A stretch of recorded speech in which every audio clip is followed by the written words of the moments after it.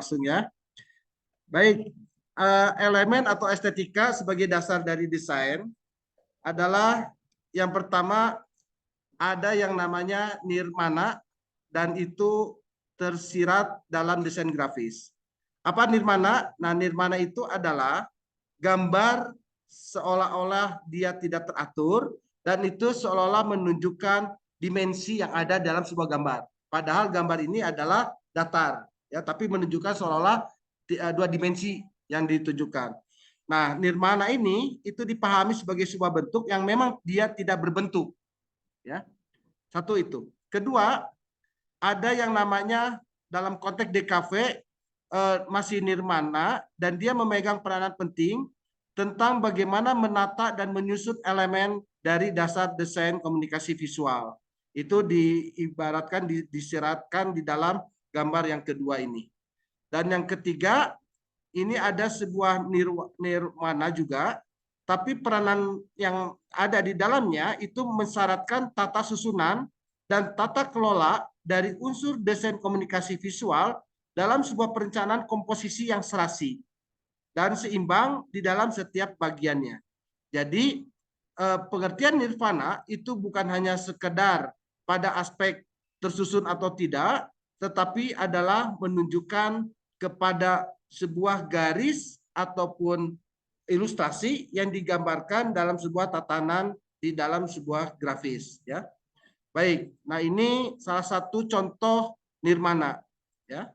Nah ini nirmana yang saudara bisa lihat dan ini tersusun ya secara rapi. Nah, baik, istilah dari definisi nirmana, nir itu berarti tidak, mana itu artinya makna. Artinya berarti tidak bermakna atau tidak mempunyai makna. Itu nirmana. Nah, dalam bahasa kunonya itu adalah definisinya dalam bahasa Jawa atau Kawi itu artinya tanpa angan-angan. Nirwana ini. Nah, definisi lain ini adalah pengorganisasian atau penyusunan elemen visual seperti titik, garis, warna, ruang, dan tekstur yang menjadi satu. Nah, inilah disebutkan nirmana dalam istilah lain. Lalu ada hasil angan-angan dalam bentuk dwimatra atau trimatra yang mempunyai nilai keindahan. Nah, inilah yang sering kita kenal dengan nirmana, tapi dia perpaduan antara dot dan pixel, ya. Nah, pixel ini pada gambar yang kedua, ya, itu nirmana. Nah, ada yang berupa dot, yaitu nirmana yang disebut juga ilmu tata rupa, ya. Dot ini adalah berupa titik yang paling terkecil yang bisa kita lihat di dalam sebuah grafis. Nah, ini nirmana dan bentuk lain jika saudara bisa menemukan ya. Tapi yang sering kita temukan adalah gambar yang hitam putih dari warna-warni yang berupa nirvana kanan ini ya. Nah, sedangkan yang kiri jarang kita temukan. Baik, kita analisis beberapa elemen desain. Ada beberapa hal bentuk dari elemen desain. Kita analisis beberapa elemen, di antaranya satu ada yang namanya bentuk, lalu ada namanya raut, lalu ada namanya ukuran, dan ada namanya arah, dan ada namanya tekstur. Istilah-istilah inilah yang senantiasa kita dengar dalam istilah desain. Bentuk itu adalah berupa benda apa saja yang ada di alam. Dan kita bisa melihat secara real dari komposisi, baik bentuknya itu dia bulat, kotak, panjang, lonjong, segitiga, ataupun dalam bentuk-bentuk yang memang kita bisa lihat dan raba ya dari visualnya. Lalu ada namanya raut. Nah, raut itu definisinya adalah ciri khas suatu bentuk. Oleh sebab itu, mengapa kita memiliki kepala dan memiliki wajah, tetapi raut muka itu berbeda-beda. Bahkan jari di tangan kita itu kan ada namanya sidik jari ya, ataupun itu dan itu berbeda-beda. Nah, itu pun merupakan salah satu dari definisi dari raut ya, yang memiliki bentuk yang berbeda. Nah, selain itu, elemen dari desain grafis ada yang namanya ukuran.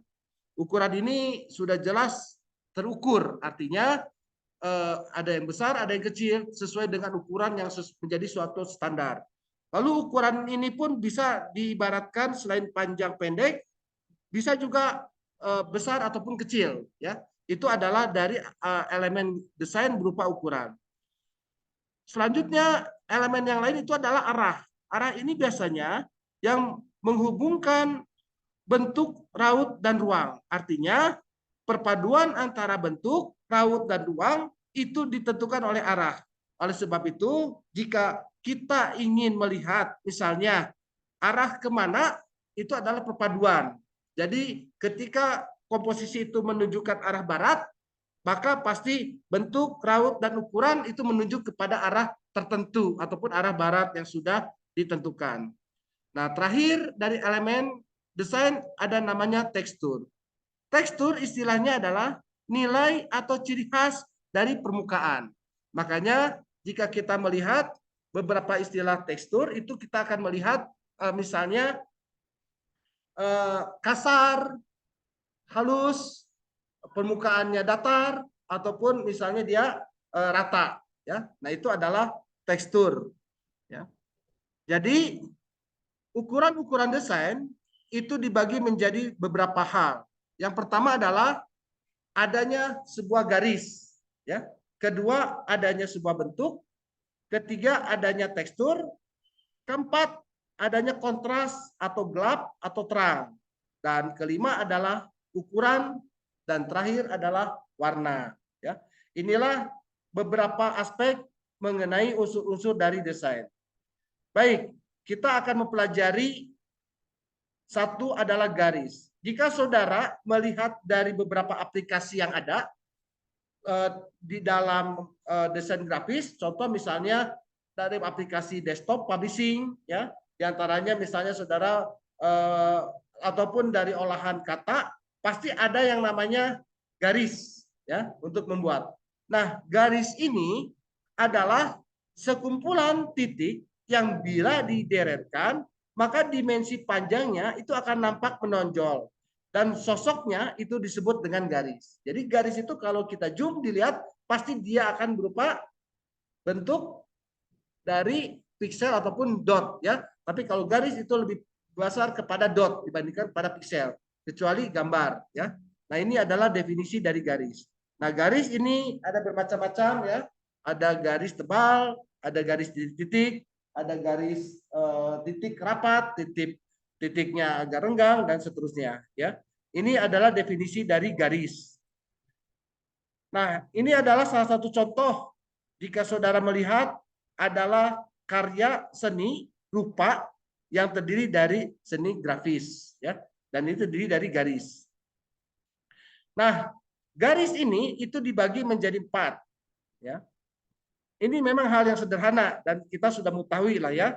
Kalau garis yang memang dia dari kiri ke kanan ataupun kita ingin menggambarkan batas antara darat ataupun laut, biasanya kita menggunakan garis horizontal, ya. Lalu ketika kita ingin membuat perbedaan ataupun garis antara bawah dengan atas, itu garis vertikal namanya. Diagonal adalah garis yang dia menunjukkan kepada kemiringan, ya, ataupun derajat tertentu yang berbeda. Lalu ada namanya garis kurva, ya.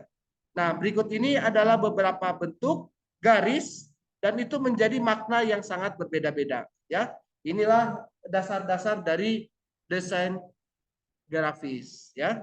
Dan ini saudara mungkin sudah mempelajari sebelumnya, ya, di pendidikan yang dasar, ya. Bahkan di tingkat sekolah taman kanak-kanak pun saudara sudah belajar. Tapi justru inilah yang menjadi elemen-elemen dasar ketika kita ingin membuat sebuah karya dari desain grafis.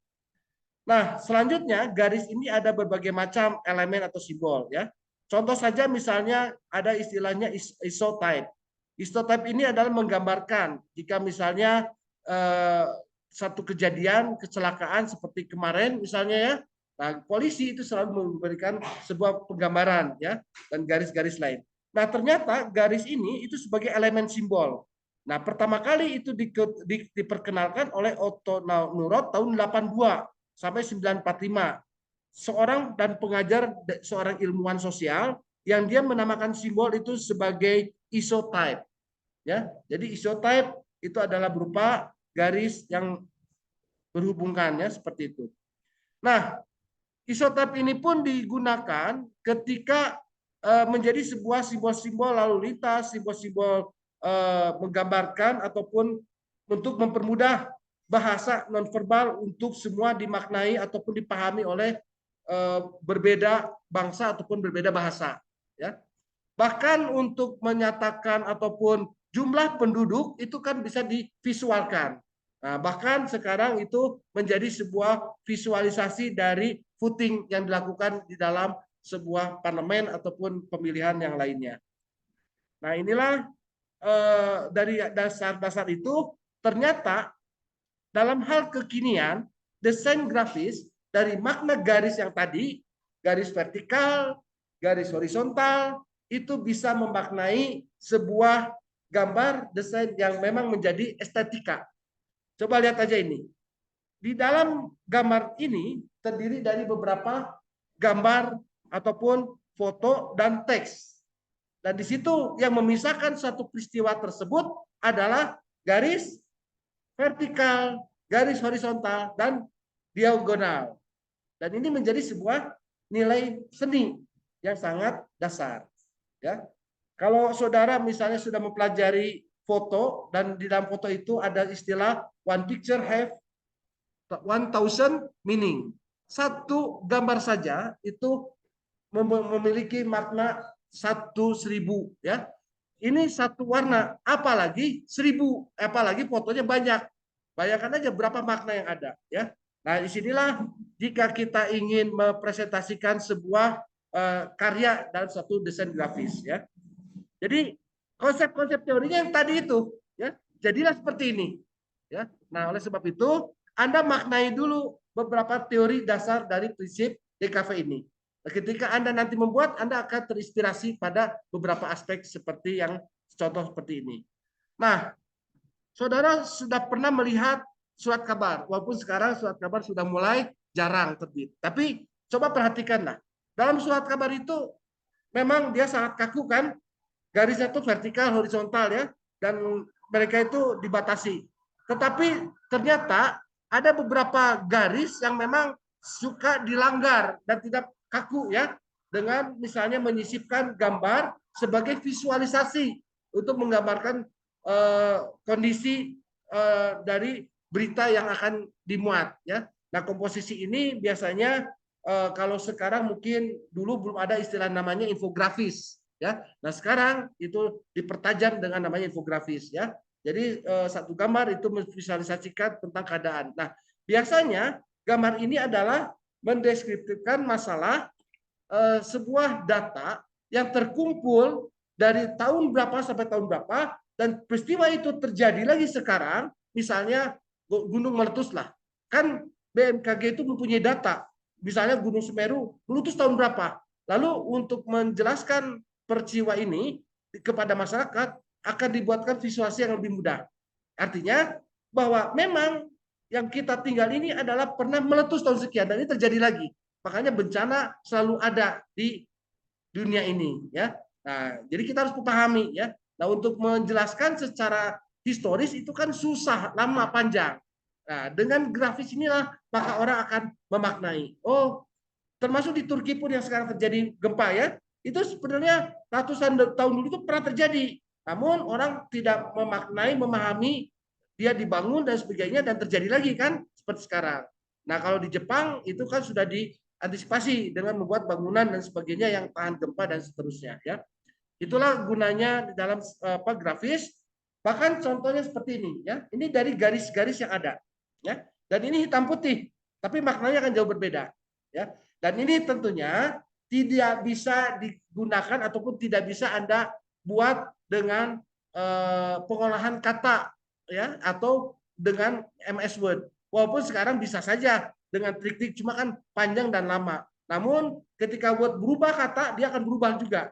Ya, dia tidak bisa menjadi komponen menjadi permanen. Tetapi kalau Anda menggunakan aplikasi yang memang gunanya untuk pengolahan gambar, layout, maka ini akan menjadi sebuah aspek yang sangat tetap ya di dalam gayanya. Dan ini hanya dari sekedar garis-garis ya, ini style ya. Ini pun sama ya, makna-makna yang digunakan. Nah, ini menggunakan lambang-lambang tentang perfilman ya. Dan ini pun sama ya. Nah, ini bentuk HP ya. Baik. Yang kedua, setelah garis itu adalah bentuk. Nah, makanya saudara ketika melihat beberapa aplikasi software, itu kan ada tadi ya, garis sudah terjawab sekarang. Apa makna dan apa hasilnya. Sekarang bentuk. Dan bentuk ini akan saudara dapatkan di beberapa aplikasi. Baik pengolahan kata Word, ataupun pengolahan gambar ya, Photoshop, ataupun nanti saudara akan belajar dari desain grafis menggunakan Adobe InDesign. Ya. Dan ini selalu ada. Lalu pertanyaannya, buat apa bentuk? Nah, ini adalah bentuk-bentuk dasar dan itu menjadi sebuah permanen di dalam sebuah software. Ya. Nah, jadi ketika saudara membuat hanya sekedar tempel itu pasti tidak akan ada makna. Ya.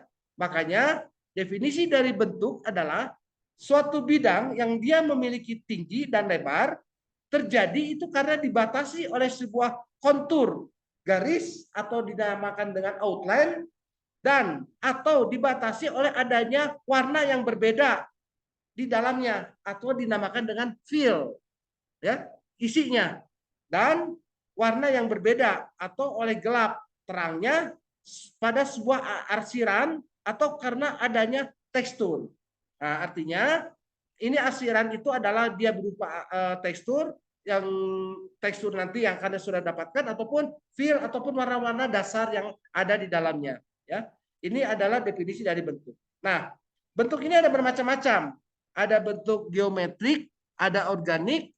Nah, geometrik adalah sebelah kiri dari layar saudara dan bentuknya seperti ini. Ada bulat, ada kotak ya, ada bulat empat ya, ada seperti bentuk rumah, ada bintang dan ada seperti segitiga. Nah, sedangkan organik yaitu membentuk sebuah tidak menggunakan garis lurus tapi dia elastis. Contoh misalnya gambar hati ya, gambar bowling lah ya istilahnya ya. Lalu gambar apa itu ya, rambut avatar ya. Ataupun gambar apel dan gambar apa ya, SpongeBob lah ya apa ya. Itu adalah dinamakan dengan organik ya. Nah, jika kita lihat dari tekstur yang barusan dan kepada bentuk asli yang sudah jadi, maka ini akan menjadi seperti ini. Jadi bentuk itu memiliki perubahan wujud berupa dari stilisasi, distorsi, dan transformasi. Jadi kalau untuk membuat sebuah gambar itu, gambar orang itu, muka itu, pasti saudara tidak membuat gambar dari garis, tapi gambar dari bentuk. Lalu bentuk itu dibuat, ya, gambar itu dielastiskan dulu, baru dibentuk dia kan, seperti itu. Sama seperti halnya rumah. Rumah Anda tidak buat garis seperti itu, berbeda dengan menggambar. Tapi dalam aplikasi untuk membuat gambar pasti Anda bisa membuat gambar dari kotak ataupun dari segitiga. Lalu dielastiskan jadilah sebuah bentuk rumah. Ya, baru nanti ada tahap berikutnya yang lebih advance lah ya, lebih teliti dalam pengerjaannya. Nah, makna bentuk ini itu dikonstruksi dalam sebuah grafis dua dimensi atau lazimnya disebut dengan area. Nah, oleh sebab itu dalam grafis tiga dimensi bentuk itu disamaartikan dengan yang namanya massa. Ya, itu istilah-istilah sekarang. Nah, ini contoh adalah gambar angsa atau dalam bahasa Sundanya soang. Ya. Dan ini menjadi sebuah ya istilahnya simbol ya, black swan ya. Nah, ini bahasa Inggrisnya juga swan ya, swan. Ya. Lalu ini, ini Anda pada tahu kan? Siapa yang tidak mengerti ini ya? Dalam dunia kegelapan ya, penuh dengan kejahatan, itu kan makna di dalam ini kan cuma warna hitam saja. Ya. Kenapa tidak ada warnanya? Karena lebih menceramkan membuat visualisasi lebih menyeramkan kan? Nah, Di sini Gotham ya, itu kota ya, nama kota, dan simbolnya pasti gambar kelelawar ya. Nah, ini kan dari bentuk ya, lingkaran kan, lalu dan ada kotak ya, dan dibuat seperti ini. Ataupun misalnya gambar tangan ya, itu kan dari gambar elastis itu ya. Nah ini melambangkan apa? Tentang keramahan lingkungan ya. Makanya jangan ditebang itu pohon ya, karena pohon itu adalah sahabat manusia. Jangan menggunakan bahan-bahan yang terlalu banyak dari alam. Kenapa? Akan merusak lingkungan. Maka visualisasi adalah natural beauty ya.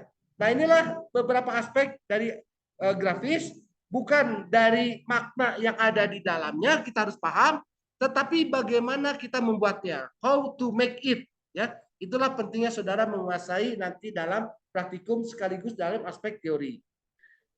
Ini adalah suatu simbol, sederhana sekali kan?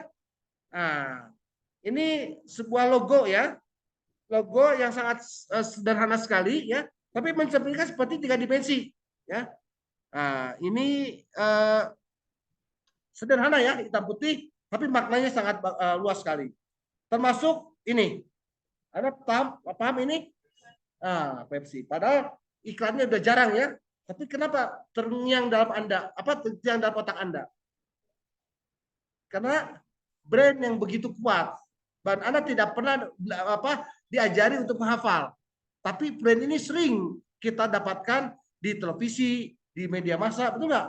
Ataupun di pertandingan-pertandingan olahraga internasional ya, Olimpiade dan sebagainya. Ya, nah mereka itu tidak mengatakan apa-apa, ya, hanya logo kan simbol. Nah, luar biasa ternyata visualisasi tersebut bisa menancapkan brand ataupun produk di dalam benak kita ya. Dan ini dampaknya adalah orang ingin mencoba, ingin membeli, menikmati ataupun ingin menguasai ataupun memilikinya ya. Itulah pengaruh dari visual. Nah, selanjutnya ini untuk mempelajari huruf alfabetis lah ya. Lalu seperti ini ya yang sekarang grafis ya. Nah, ini semua dari bentuk ya. Ini. Nah, ini ada logo apa ini? Teknologi komunikasi dulu komputer pertama, IT ya. Dulu belum ada seperti sekarang. Ini dulu zaman dulu IT, XT, IT ya. Sekarang udah zaman Pentium. Sekarang udah zaman. Nah, ini ya. Nah, ini ya gambar sofa tapi dibuat grafis seperti ini ya. Nah, ini model-model lah ya. Nah, ini pun ya, ini yang sebentar lagi ya, ingin mendapatkan cincin ya. Dan cincin pun ternyata ada maknanya ya. Ya kalau kita kan cincin yang beli aja apa adanya ya. Tapi kalau untuk beberapa orang itu sampai di desain ya, baik kalkul istilahnya ukuran ya, lalu apa tadi itu bentuk ya, sampai detail-detailnya sekali lah ya. Nah, ini Olimpiade ya, waktu di London ya. Oke. Baik, sekarang kita masuk ke tekstur ya. Apa itu tekstur? Sudah ada bentuk, garis, kita masuk ke narasi tentang tekstur. Tekstur ini adalah unsur rupa yang menunjukkan rasa permukaan, bahan atau material yang sengaja dibuat dan dihadirkan dalam susunan untuk mencapai bentuk rupa, baik dalam bentuk nyata ataupun semu. Misalnya kesan tekstur kayu, bulu, atau gelas. Ya. Nah, ketika kita ingin memvisualisasikan tentang kenyamanan, keindahan, maka kita akan memvisualisasikan adalah apa? Visualisasi apa? Bulu elang. Ya, bukan elang. Bulu angsa. Itu kan teksturnya halus ya. Makanya spring bed ataupun perak-perak itu kan selalu kapas ya, itu kenyamanan. Ya. Tetapi ketika itu digunakan oleh laki-laki itu menjadi tidak maco. Ya. Maka laki-laki itu harus mencerminkan visualisasi yang kuat, garang, keras ya. Makanya teksturnya harus kasar. Ya. Nah, itu berbeda kan? Seperti itu. Dan ini memiliki makna. Nah, makanya komunikasi itulah yang bisa menjawab tentang makna dari itu. Oleh sebab itu, mengapa Anda mempelajari komunikasi visual? Karena lambang-lambang inilah yang lebih jujur dalam dia mengungkapkan. Oleh sebab itu, maka gunakan ataupun tepatkan dalam kita mengolah dengan bahasa visual yang lebih bermakna. Ya, itu gunanya kita mempelajari dari visual ini. Baik, fungsi tekstur itu memberikan mood atau kepribadian dari publikasi cetak atau presentasi ataupun di dalam halaman web bahkan di media sosial sendiri. Ya, bermain-mainlah dengan penglihatan atau mata. Kenapa? Karena ternyata tekstur ini akan memprovokasi emosi dari pembaca dan membuat rasa kekayaan sangat mendalam. Ya, nah ini salah satu contoh tekstur. Ya, ini tekstur apa? Kayu. Apa yang menjadi maknanya menjadi lebih kuat? Nah, seratnya, betul ya. Beda nggak kayu yang dicat dengan yang aslinya? Beda. Mana yang lebih mahal? Yang asli, ya. Tekstur itu yang nampak yang keluar kan, alami itu yang jauh lebih mahal. Makanya kayu itu udah jangan dicat lagi ya. Nah, seperti ini itu bukan aslinya ya, tapi melamin ya yang ditempel ya. Nah, ini yang kayu-kayu ini ya. Nah, sayangnya oleh mahasiswa itu suka dicoret-coret ya. Untuk apa? Untuk mengenang ya. Aku dan dia waktu di kampus ya. Wah, ya. Nah, tempel ya. Jadi hilang makna aslinya ya. Nah, ini ya. Nah, tekstur juga ya. Nah, ini kan. Nah, ini warna asli ya. Jadi back to nature sekarang ya. Ke alam lagi. Kenapa? Karena semakin mahal. Kenapa semakin mahal? Pohon itu sekarang sudah tidak boleh ditebang. Ya, kalaupun ditebang itu umur-umur tertentu ya dan dapat izin. Jadi ketika sekarang Anda ingin mendapatkan rumah kayu itu luar biasa sangat mahal sekali. Kalau dulu tuh paling murah, sekarang paling mahal. Ya, karena untuk mendapatkannya mahal juga, ya luar biasa. Ya, jadi sekarang itu sudah berubah ke alam. Ya, dulu beton yang mahal, sekarang beton jauh lebih murah dibandingkan kayu ya, karena semakin banyak bahan untuk digunakan dan ramah lingkungan. Nah, ini pun menjadi sebuah desain-desain sekarang ya, dari undangan ya. Ini bukan kayu tapi kertas yang dibuat ya, didesain seperti itu ya. Oke, ini namanya tekstur ya, ini. Nah, seperti ini ya. Oke. Silakan. Baik, ini kalau ini sering divisualisasikan dalam aspek film ya, lalu lintas ataupun sebagainya ya. Nah, ini tekstur-tekstur. Ya, dan inilah hasil karya dari tekstur ya. Ini namanya tekstur dalam grafis ya. Nah, ini pun sama ya. Daun yang ada air embunnya ya. Nah, itu ternyata menjadi sebuah ini eh, tekstur juga ini ya.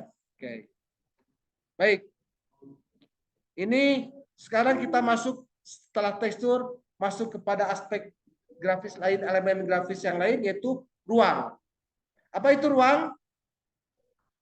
Ruang adalah jarak antara atau daerah atau sekitar ya. Ruang ini biasanya memisahkan antara jarak ruang yang unifies dengan highlight dan dia memberikan istirahat mata secara visual. Begini maksudnya. Ketika Anda membuat sebuah gambar ataupun foto ya, mana yang lebih enak? Gambar pemandangan atau pantai ataupun misalnya menggambar foto pantai dengan pasarnya. Ya. Nah, kalau di pasar di pantai itu kan Anda ingin menceritakan bahwa di pantai pun ada pasar, tapi kan di situ ruangnya agak kurang. Nah, makanya ternyata gambar yang kosong itu memberikan sebuah dampak ruang, ya seperti itu. Nah, namun yang harus diperhatikan di sini adalah jangan ruang itu membalikan. Artinya begini, ini ada gambar seorang laki-laki, dia sedang menghadap ke sini. Jangan seorang gambar laki-laki itu dia ada di ruang yang sana di sini, jangan dia menghadap dia posisi jangan di sini. Karena bayangannya ada yang mentok ke sini, tidak ada ruang di sananya. Dia ingin menggambarkan halaman belakang, tapi kan tidak ada makna di situ. Ya, seperti itu. Contoh misalnya ketika Anda ingin foto menghadapi misalnya masa depan. Anda kan paling di ujung sana kan sambil melamun kan. Nah, itu kan masa depan yang akan diraih. Beda kalau masa belakang ya. Mungkin Anda tidak ke sana lihat ke belakang ya. Tapi itu lazim tidak lazim untuk digunakan. Itu ruang ya. Nah, apa fungsi ruang? Jadi tidak selalu di dalam sebuah desain grafis itu penuh. Kadang-kadang ada satu dimensi yang memang ada satu kertas kosong. Bahkan ada beberapa iklan itu berani kosong ya, tapi di situ ada satu gambar, misalnya cuma gambar asap doang. Ternyata itu dari iklannya tertentu lah ya, jangan sebutkan produk. Ya, itu kan seperti itu kan ruang. Kenapa? Karena mereka yakin ternyata fungsi ruang itu adalah memberikan istirahat pada mata secara visual, tapi dia penasaran apa sih ini? Dia cari, betul nggak? Kenapa? Karena semakin orang itu dilarang, maka semakin banyak orang ingin tahu. Coba, jangan buka halaman ini.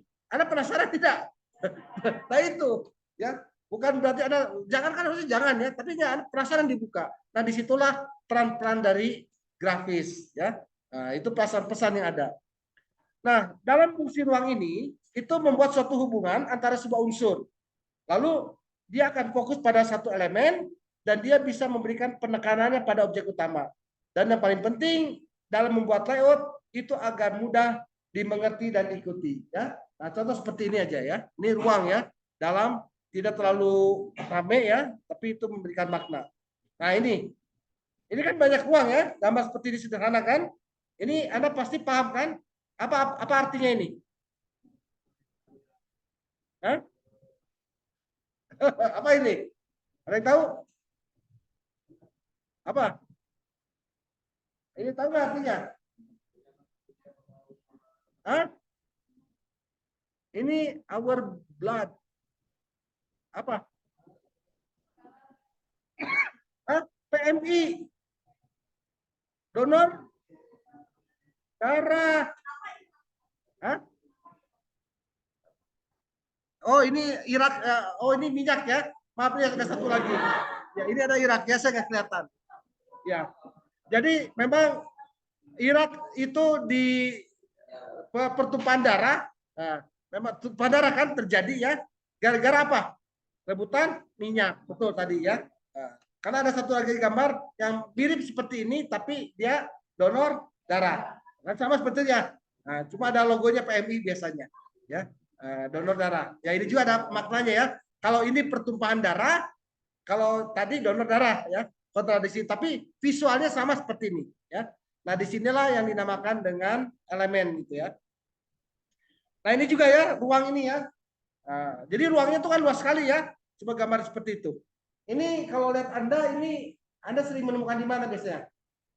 Kafe ya, ruangan seperti ini kan dibuat seperti ruang yang luas lah ya dibuat. Bahkan dalam beberapa produk tas, coba lihat kan, ada buatnya sederhana sekali kan, dari hitam putih saja ya. Tapi ini ruangnya sangat luas. Tapi Anda melihat saja tahu ini produknya ini ya. Nah, itu bisa kelihatan dari situ.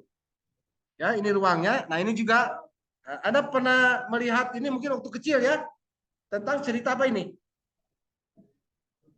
Putih tidur dengan nenek sihir ya, penyihir ya.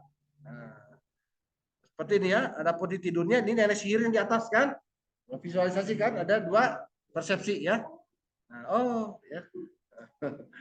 Ini sapi lah ya. Nah, ini apa? Nah, kalau ke atas kaki, kalau ke bawah, itu visualisasi ya. Itu ruang ya, karena ruang ya. Ini apa? Toy mainan. Nah, dalam aspek DKV ini, Anda juga nanti selain pada membuat satu produk, ada juga mungkin ada butuh yang namanya layout. Tata ya.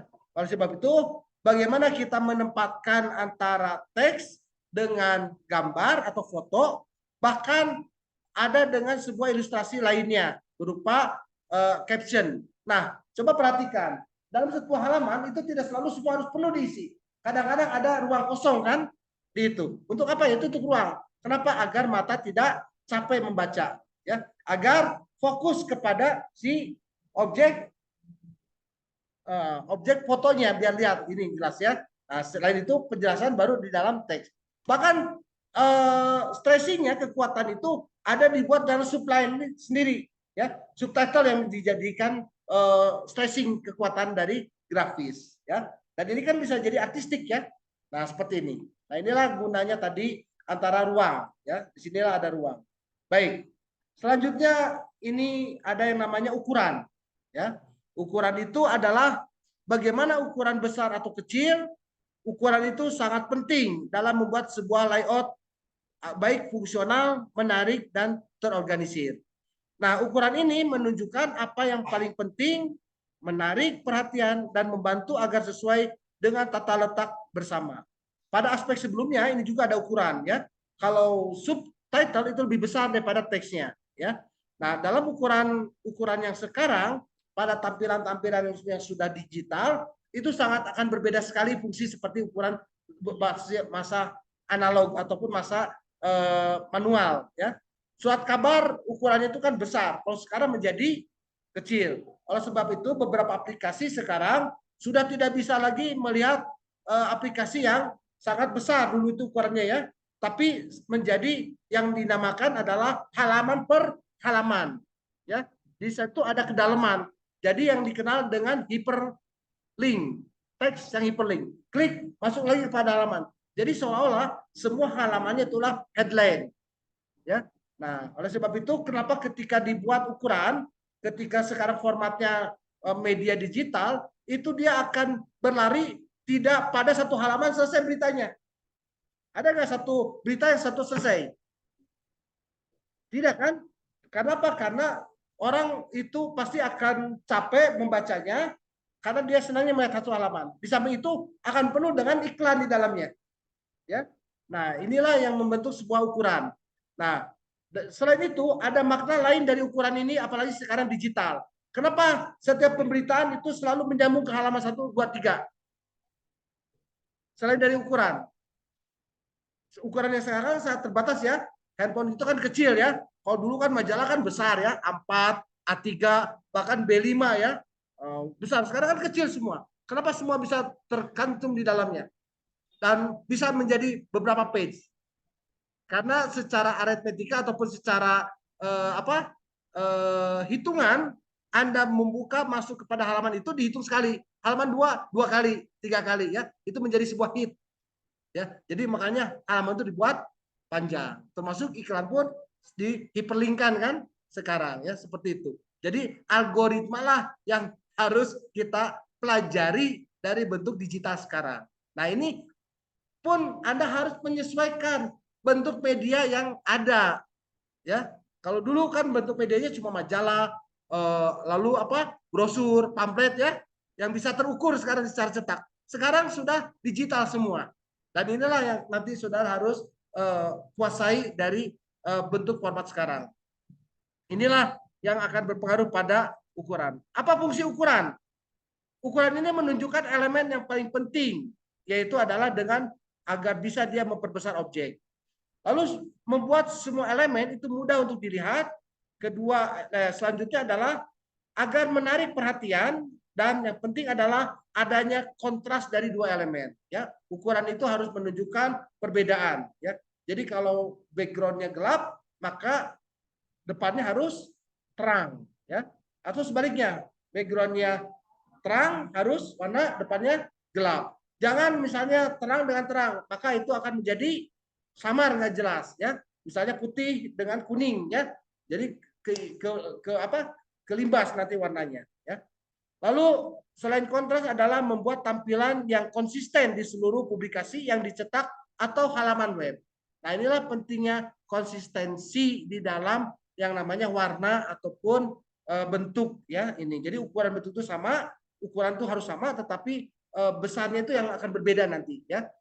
Artinya jangan terlalu ditarik seenaknya wide ya, ataupun kepanjangan ya, ataupun ketinggian ya.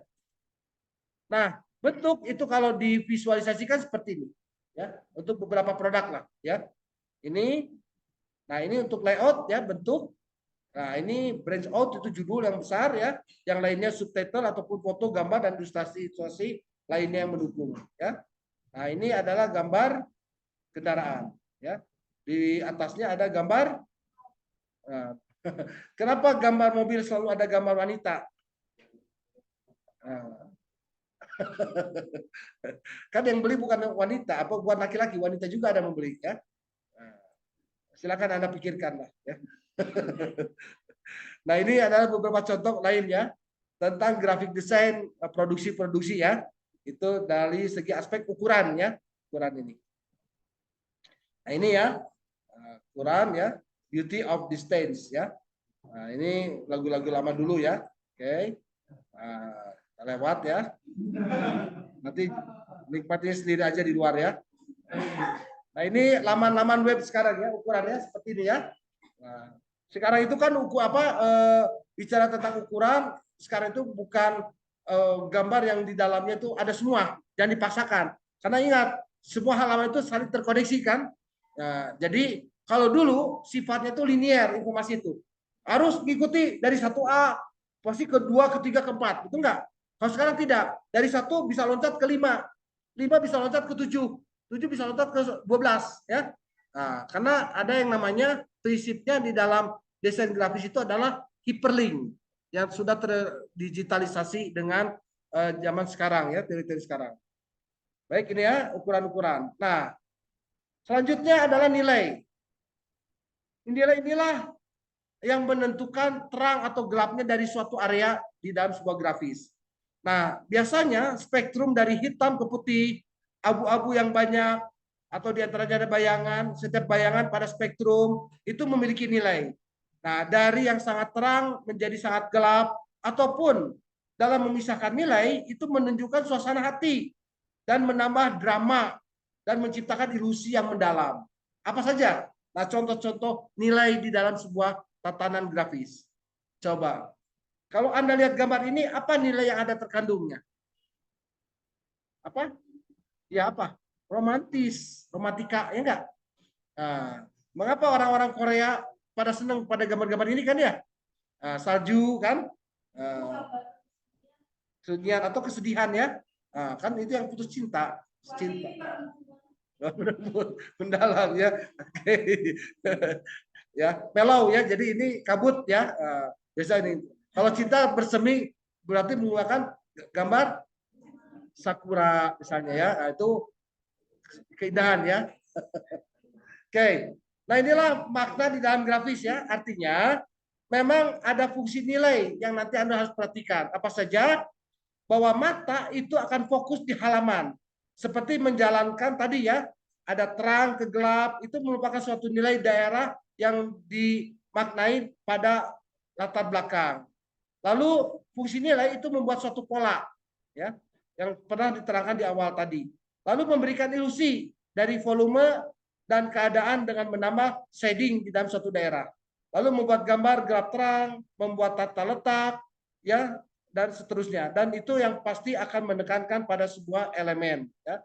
Nah, dalam membuat objek yang muncul di depan ataupun di belakang satu sama lain. Nah, ini salah satu fungsi dari nilai. Ini gambar apa? Kotak-kotak saja, ya. Coba kalau begini. Nah, sehingga itu kan dari nilai, ya. Baju, ya. Nah, dan ditempelkan dalam sebuah baju. Ini shadow-nya di dalam roda, ya. Nah, dalam arsitek kan seperti ini, ya. Nah, ini gambarnya 3 dimensi atau 2 dimensi? Hah? Gambar biasa, tapi kali ini jadi seperti 3 kan? Seperti lorong, ya. Nah, inilah makna-makna ataupun nilai yang ada di dalam kandungan grafis, ya. Nah, ini rebana, ya. Nah, tapi dijebat seperti ini kan? Rebab, ya. Oke, ya. Nah, ini. Oke. Terakhir warna, ya. Oke. Apa arti sebuah nama? Apa arti sebuah warna? Ternyata warna itu mengandung nilai ataupun makna yang berbeda. Betul nggak? Contoh saja misalnya, orang Cina menyatakan warna tentang kegembiraan warna apa? Kesedihan? Hah? Masih kalau ada yang meninggal datangnya? Hah? Enggak, orang Cina misalnya. Masih merah. Keuntungan? merah. Jadi warna merah itu adalah warna segalanya. Betul nggak? Nah, apakah warna merah itu sama dengan warna bendera kita? Kita menyatakan warna apa? Merah itu adalah berani, ya. Akan berbeda kan? Kalau mereka mengatakan bahagia, sedih, duka itu merah, ya. Nah, itulah makna, itulah warna, ya. Jadi warna itu memberikan makna yang berbeda pada sebuah pesan. Oleh sebab itu, Anda tepatkan warna pada desain gambar sesuai dengan makna yang Anda maksud, ya. Karena ini bisa menggunakan interpretasi yang berbeda, ya. Artinya, warna dalam layout itu dapat menyampaikan mood, membuat gambar atau image, bahkan bisa menarik perhatian dan mengidentifikasikan dari objek. Nah, ketika memilih warna untuk dipublikasikan, maka kita akan menyesuaikan dengan tujuan dan kecocokan dari desain. Ya.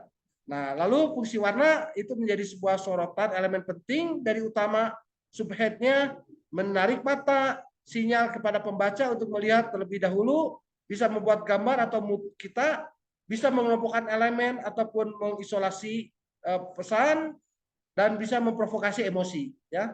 Nah, ini adalah salah satu contoh warna tentang apa ini? Dot and dot. Nah, apa? Dot itu kan titik ya. Nah, ini kan begini ya. Coba. Ini apa? Nah, Anda takut tidak? Tidak ya. Penasaran ingin berkunjung ya. Nah, bahkan kemarin ada kejadian singa sedang kawin menubruk mobil. Nah, ya. Dituntut tidak? Tidak ya. Padahal pihak kebun binatang ingin mengganti rugi ya. Cuma karena dia ditubruk oleh singa ya. Karena nanti yang minta maaf singa. Jadi nanti yang punya mobil ditemukan dengan singa ya. Daripada takut jadi korban lebih baik udah memaafkan saja ya. Nah, ini warna ya. Nah, coba begini saja kan.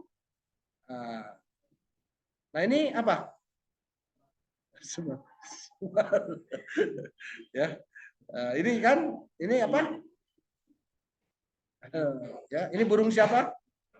Nah, burung warna-warni tentunya. Nah, ini yang paling ditakutkan ya. Nah, ya, paling takutkan ya. Hantu kan? Nah, Anda takut hantu kan? Hantu yang paling lucu siapa? Casper ya. Kuntilanak mah pasti pada takut atau ya. Casper hantu kan tapi lucu ya. Tapi kan orang nggak takut ya, anak kecil pun ya. Nah, ini warna kan seperti ini ya. Oke ya. Nah, ini sebuah merek pun Capitol Hill itu dibuat seperti ini ya. Ini pun warna Pantone ya dari apa? Nah, sekarang lagi ramai kan? Sepatu-sepatu kan ada yang mahal sekali kan? Karena itu pengerjaannya itu bukan pabrik massal, tapi secara custom ya. Nah, kucing juga sama ya. Ada kucing garong ya. Ya, ini juga kan jadi warna ya. Makna yang membedakan itu ada ini ya. Nah, ini biasanya masa kecil kita yang indah kan? Oke, itu salah satu tampilan kita tentang warna dan